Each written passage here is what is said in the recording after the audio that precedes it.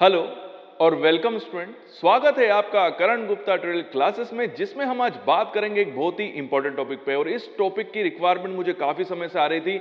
मतलब बच्चे मुझसे इस रिलेटेड काफी क्वेश्चन पूछ रहे थे वाया ईमेल भी, कमेंट बॉक्स के थ्रू भी और इंस्टाग्राम के थ्रू भी। तो बच्चे ये जानना चाहते थे कि हम ऐसी कौन सी मिस्टेक्स करते हैं सर, या आप उन मिस्टेक्स के बारे में बताइए जिनकी वजह से हमारे एग्जाम में काफी कम मार्क्स हो जाते हैं, या जिनकी वजह से हमारे मार्क्स कट सकते हैं। तो हम उन मिस्टेक्स को एग्जाम में ना करें और हमारे अच्छे मार्क्स आए। तो आज की वीडियो में मैं आपको यही बताऊंगा कि ऐसे कौन कौन सी मिस्टेक्स है जो कि बच्चे ज्यादातर करते हैं, जिसकी वजह से एग्जाम में उनके काफी कम मार्क्स आते हैं। तो चलिए ज्यादा समय नहीं गवाते हैं और वीडियो स्टार्ट करते हैं। तो सबसे बड़ी जो मिस्टेक देखी जाती है एग्जाम के अंदर, वो देखी जाती है ओवर राइटिंग। कई बार बच्चे जो होते हैं वो काटापीटी करते हैं, या क्वेश्चन आंसर लिखने के बाद उसको काट देते हैं और बहुत गंदे तरीके से आंसर को अटेम्प्ट करते हैं। खासकर मेरी ये टिप रहेगी कि अगर आप पहले क्वेश्चन के अंदर ही अगर ये काटापीटी करते हैं या ओवर राइटिंग करते हैं, तो जो इंप्रेशन होता है, जो आपकी कॉपी चेक कर रहा है उसके ऊपर, जो कॉपी चेक करने वाला है उसके ऊपर आपका जो इंप्रेशन होगा ना, वो काफी खराब जाता है, जिसकी वजह से आपके जो मार्क्स है वहीं से कम होना स्टार्ट हो जाते हैं। तो कोशिश करें कि एग्जाम में लिखते समय कम से कम ओवर राइटिंग करें, काटापीटी करें। कम से कम पहला और दूसरा क्वेश्चन कम से कम जो आप अटेम्प्ट कर रहे हैं उसमें कम से कम ओवर राइटिंग करें। दूसरा जो मैंने एक चीज देखी है जिसकी वजह से काफी बच्चों के मार्क्स कटते हैं, उसका सबसे बड़ा रीजन होता है कि हर क्वेश्चन को वो सही टाइम नहीं दे पाते हैं, या हर क्वेश्चन को वो इक्वल वे में अटेम्प्ट नहीं करते हैं। होता यह है कि कई बार ऐसा होता है कि जब आप आंसर लिखना स्टार्ट करते हैं अपने आंसर बुक के अंदर, तो उसमें ऐसा होता है कि आप पहले क्वेश्चन को बहुत ज्यादा टाइम दे देते हैं और बाकी के जो क्वेश्चंस होते हैं उसके लिए आपके पास टाइम बचता ही नहीं है। तो कोशिश ये करें कि अगर आप पहले क्वेश्चन को बहुत अच्छे से अटेम्प्ट कर रहे हैं तो उसको उतना ही टाइम दें, मतलब ज्यादा टाइम ना दें जिसकी वजह से दूसरे क्वेश्चंस के लिए टाइम बच जाए। और अगर आपको और ज्यादा आता है और आप चाह रहे हैं कि मैं इसमें और भी लिख सकता हूं, बट आपको लग रहा है कि इसमें टाइम बहुत ज्यादा चला जाएगा, तो आप कोशिश करें कि आप एक दो पेज छोड़ दें और आगे बढ़ जाएं और दूसरे क्वेश्चन को अटेम्प्ट करें। और बाद में जब आप पूरे क्वेश्चंस को इक्वली अटेम्प्ट कर लें, तो फिर जब टाइम बचेगा तो फिर आप उस क्वेश्चन को अटेम्प्ट करें। मतलब आप किसी भी क्वेश्चन में ज्यादा समय बर्बाद ना करें। तीसरी सबसे बड़ी मिस्टेक देखी गई है वो ये है कि कई बार बच्चे जब एग्जाम के अंदर लिखते हैं तो अच्छे पेन का यूज नहीं करते हैं।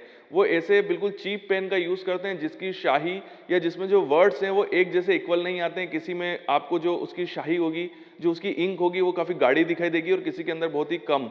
तो ऐसा नहीं होना चाहिए, बिल्कुल एक जैसी राइटिंग होनी चाहिए, और ये सब पेन की क्वालिटी के ऊपर डिपेंड करता है। तो कोशिश करें कि जब आप एग्जाम में लिखने के लिए जाएं तो एक अच्छी क्वालिटी का पेन का यूज करें। यहां पर एक और बहुत बड़ी मिस्टेक जो कि काफी स्टूडेंट करते हैं वो ये करते हैं कि जो ज्यादा नंबर के क्वेश्चन होते हैं वो उसको छोड़ देते हैं। वो इसलिए होता है क्योंकि वो स्टार्टिंग जो करते हैं वो कम मार्क्स के साथ करते हैं। जो कम मार्क्स के क्वेश्चन होते हैं उसको वो पहले अटेम्प्ट करते हैं और उसको वो ज्यादा समय दे देते हैं, और बाद में जब ज्यादा मार्क्स के क्वेश्चन आते हैं तो उनके पास समय नहीं बचता और कई बार वो छोड़ देते हैं। तो ऐसा बिल्कुल भी ना करें। कोशिश करें कि जो ज्यादा मार्क्स के क्वेश्चन है उनको पहले अटेम्प्ट कर लें, उसको अच्छे से अटेम्प्ट करें, क्योंकि उसमें मार्क्स देने की जो गुंजाइश होती है ना वो काफी ज्यादा होती है और आपको उसमें ज्यादा मार्क्स मिलेंगे।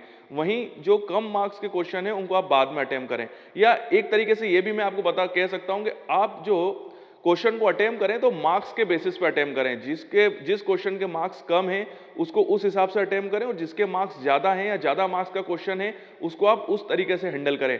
कई बार जब भी मैं कॉपी चेक करता हूं तो ये चीज मैं हमेशा देखता हूं कि जो कम मार्क्स के क्वेश्चन होते हैं उसको बच्चे बहुत अच्छे से अटेम्प्ट कर लेते हैं, उसमें बहुत सारे पेज भर देते हैं, और जब बाद में एंड में वो ज्यादा मार्क्स के क्वेश्चन की तरफ जाते हैं तो वहां पर उनकी राइटिंग खराब हो जाती है और वो काफी कम तरीके से उसको एक तरीके से अटेम्प्ट कर पाते हैं। उसका रीजन सबसे बड़ा यही होता है कि उनके पास एग्जाम में टाइम काफी कम बचता है जब ज्यादा मार्क्स के क्वेश्चन का नंबर आता है।